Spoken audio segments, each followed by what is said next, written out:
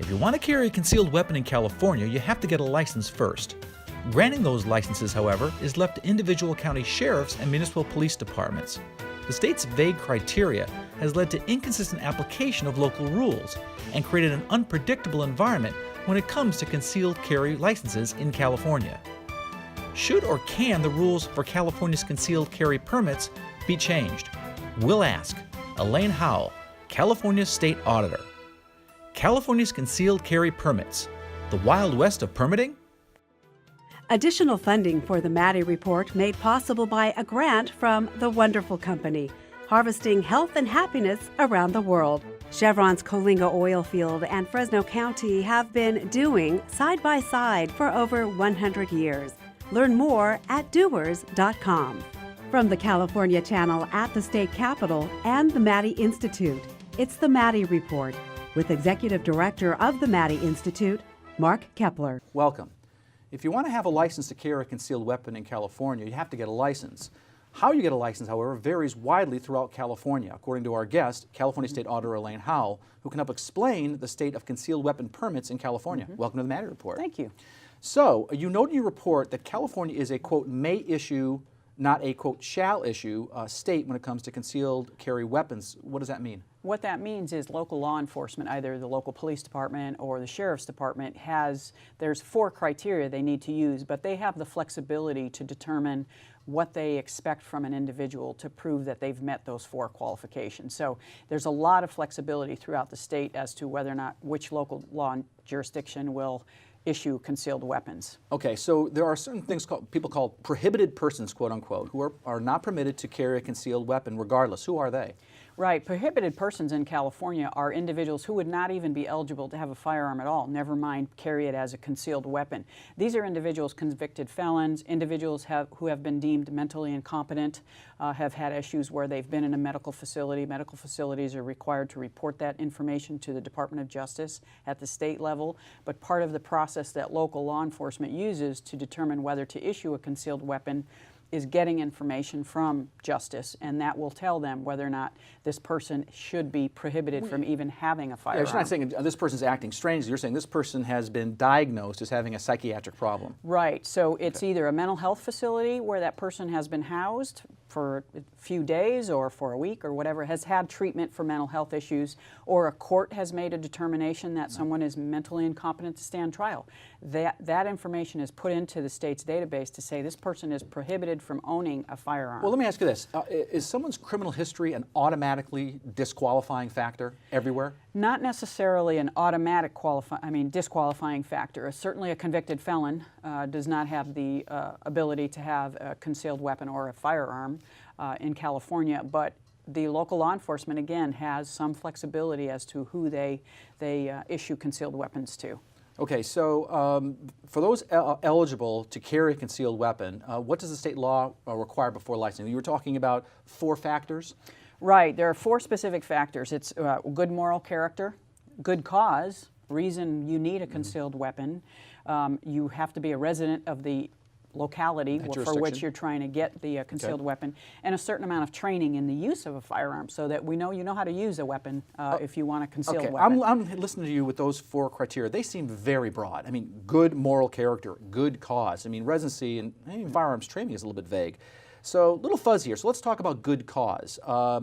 If there are no regulations that further define that term, it would seem that the licensing agencies have a lot of discretion. Absolutely. Potential for a lot of disparity from county to county. Is that what you found?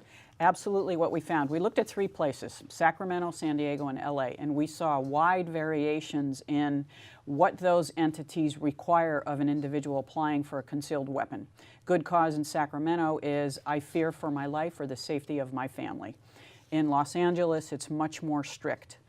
In San Diego, if you say you're fearful for your personal safety, they need to see a restraining order. They need to see some kind of protective order that's been put out there by the court. So it's more restrictive than Sacramento. So there's a lot of flexibility throughout the state as to what is good cause. Yeah, it's not surprising that because Sacramento counties is kind of vague and loose, there are more permits issued in Sacramento County. Significantly more from the 3 entities we looked at. Okay. Sacramento had a much higher number of concealed weapons licenses that they've issued. The other thing they got, another one of these kind of ambiguous terms, is good moral character. How is that defined? Is that a problem? It's not specifically defined. Again, there's flexibility.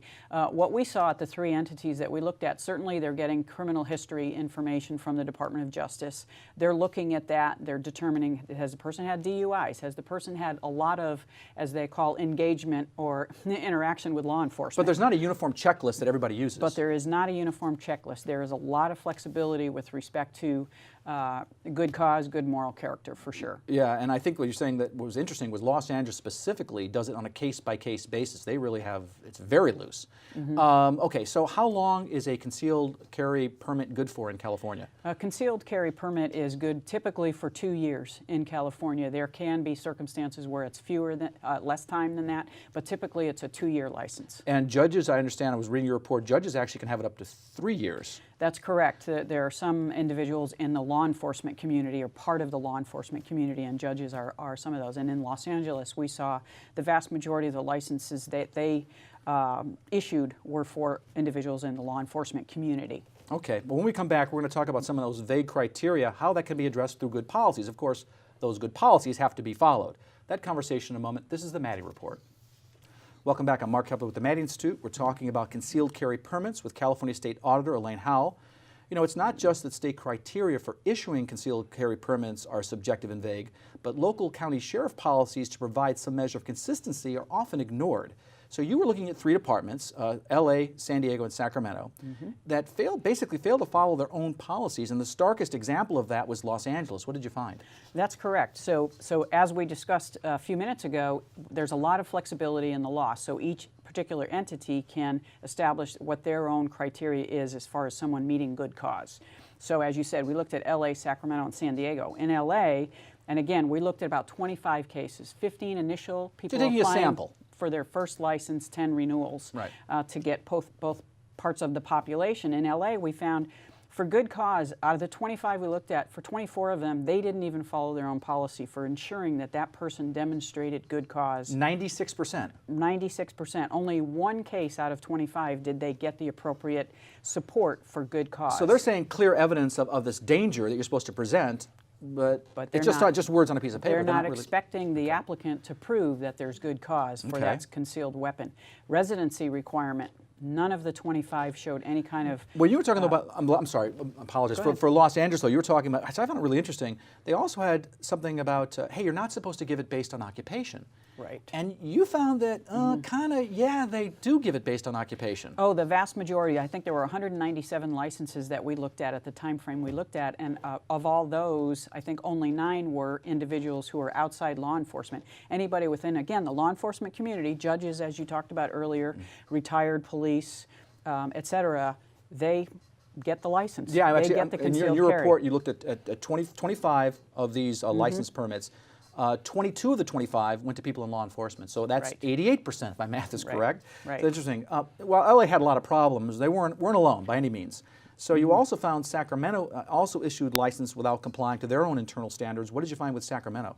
Sacramento, we found issues with good moral character. There were a handful, about 3 out of the 25. Also residency. So you need to prove that residency is either you reside in the county or you do most of your business during the day in that particular county. You have to demonstrate one or the other to prove residency. But for Sacramento, we identified 8 where they didn't have the documentation in the files we were looking at to prove that those individuals were either residents of the county or prove that most of their business. So that's almost a third. Almost a third of the cases. Okay, San Diego, not to be outdone.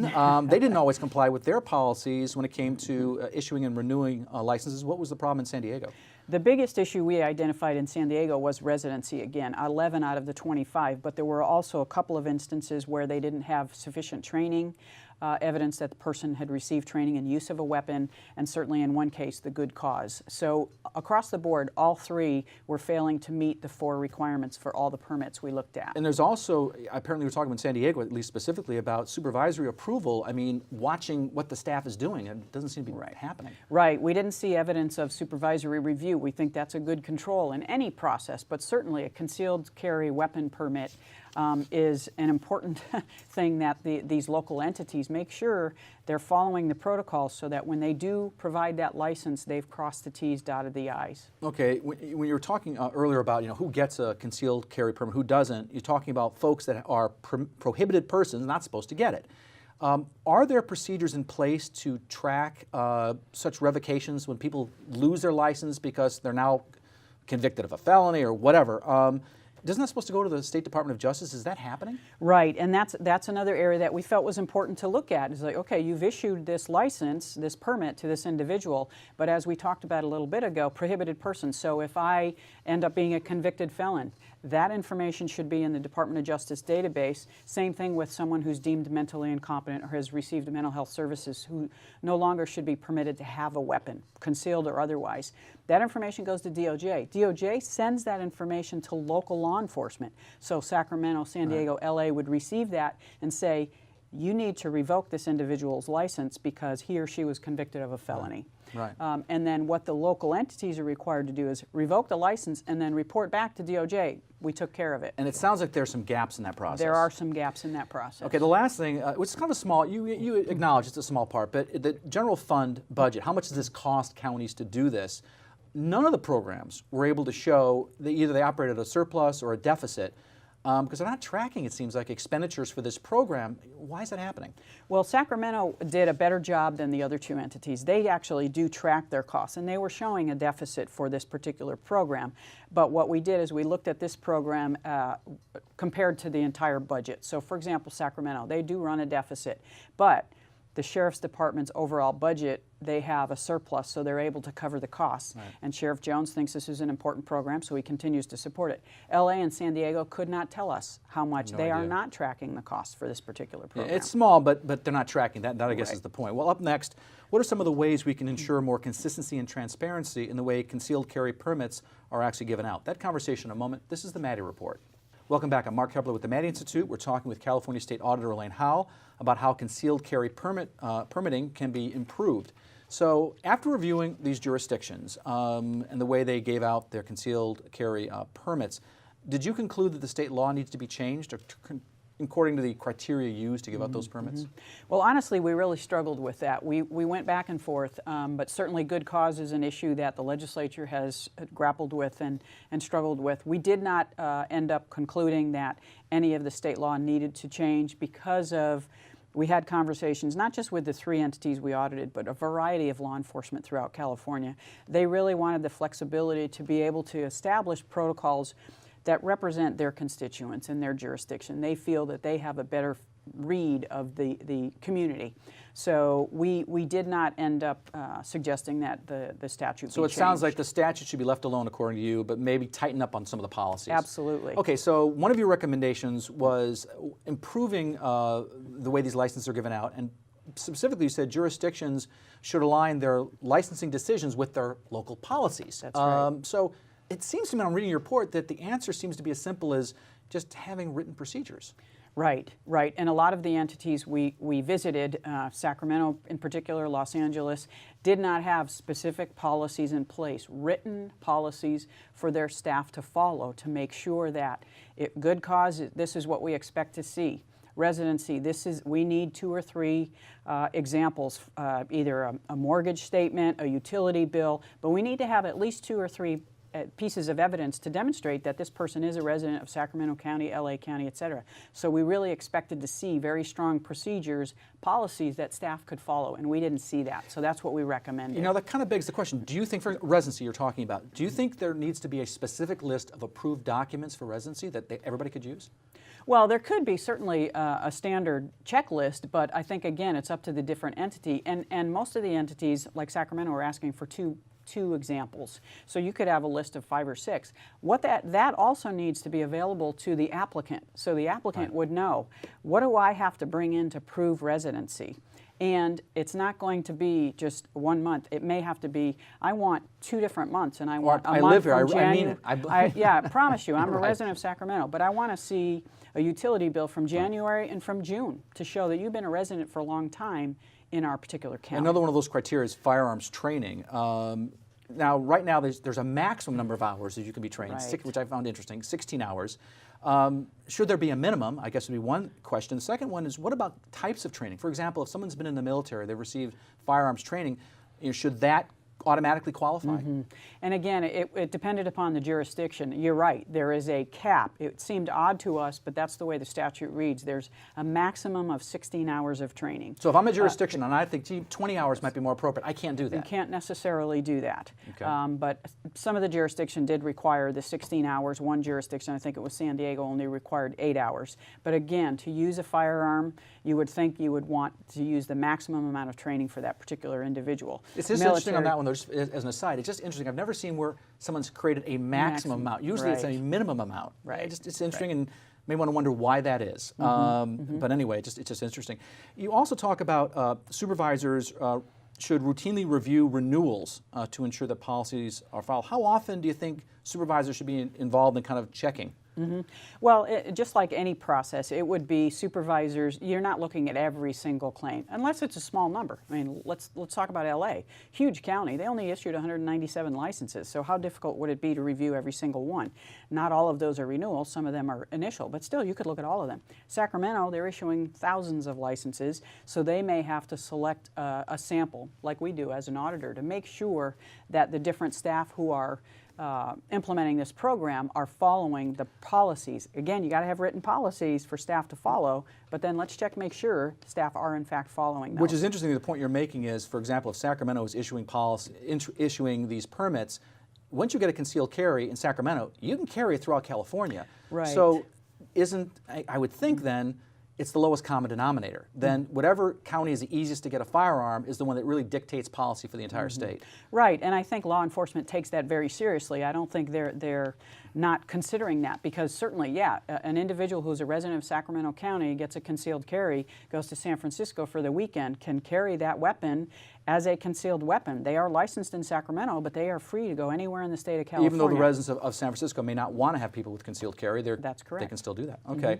Well, up next, we're going to talk a little bit about how the county sheriffs responded to this report. That conversation in a moment. This is the Maddy Report. Welcome back. I'm Mark Keppler with the Maddy Institute. We're talking with California State Auditor Elaine Howle about a recent report her office issued on concealed carry permitting in California. Although your report was generally accepted by the sheriff's departments, offices, they expressed some concerns. So let's talk a little bit about that. The Sacramento County Sheriff, for example, challenged the very basis for your report and strongly suggested that it was motivated by one assembly member's longtime animus against concealed carry permits. How do you respond?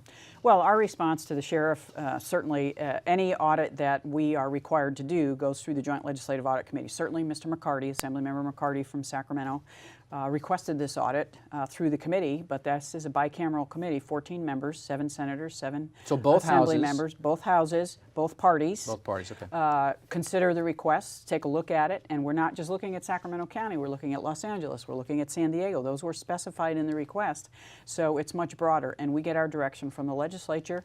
And again, bicameral committee, we're a nonpartisan entity. So this wasn't an assembly member calling up your office and saying, hey, do a report on Sacramento? Absolutely not. Doesn't work that way. Okay.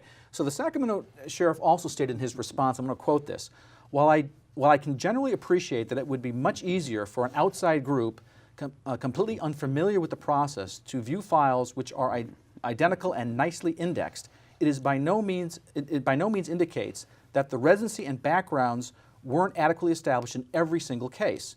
And this is what I found particularly interesting. Policies, whether verbal or written, are meant to be guidelines and certainly cannot apply in every circumstance. How do you respond to that? Well, we disagree.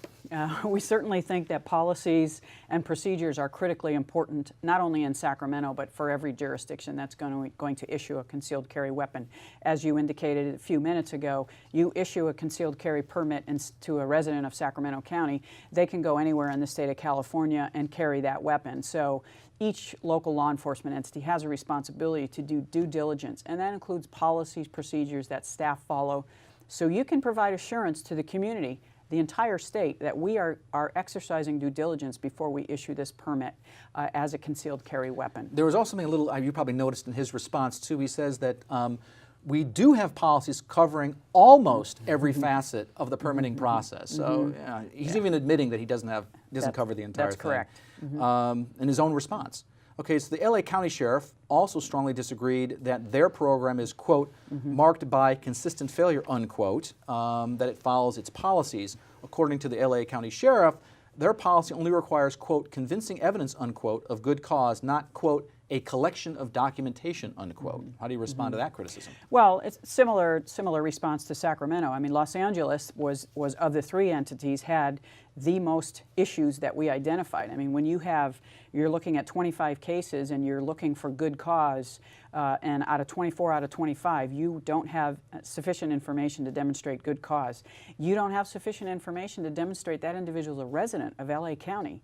That is a problem for us. I think that any reasonable person would have a concern about that. And again, they need to exercise due diligence. They need to develop written policies and then follow those policies so that they can provide the public the assurance that we are issuing concealed weapons, but we're doing it prudently and fairly for the safety of the public in California. What's interesting, so in LA County, you're supposed to have convincing evidence of good cause, and you found that in 40% of the cases that you reviewed, they didn't even assert that they faced a specific personal threat. That's correct. So that's pretty interesting. That's so correct. You can have a policy, but you got to enforce it. Right. The LA County Sheriff also disagreed that licenses are unduly granted to those working in the criminal justice system. So we did not conclude that.